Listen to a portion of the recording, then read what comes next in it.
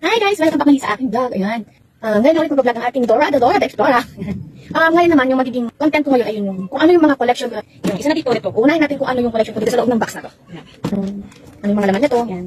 Natatagal na din itong mga to. Meron ng more than 5 years na sila nandito. Ayan. Ganun. Ganun ako mag-ipon ng mga collection. Ayan. Ayan guys, simulan na natin buksan kung ano ang laman ng aking box. Unahin muna yung box before yung mga ibang collection natin. Kung maalala ko pa yung mga dates, mga araw kung kailan natin nakuha at kung saan. Ayan. Unahin ko dito yung nakadiwa show. Yan. Memorable din sa akin to kasi nag-guest kami dalawa ng aking friend na si Unibels. Alam ko, blue team siya nun. At ako yung red team. Yan. May kasama ko itong bag. Wait, hanapin natin yung bag. At t-shirt. Pero yung t-shirt, hindi ko alam kung saan ko nilagay. Pero kulay ng t-shirt ko is blue. Pero the case is red. At yung bag na kasama nito, yan. Yan. Ito yun. Yan. Yan. Nakadiwa show.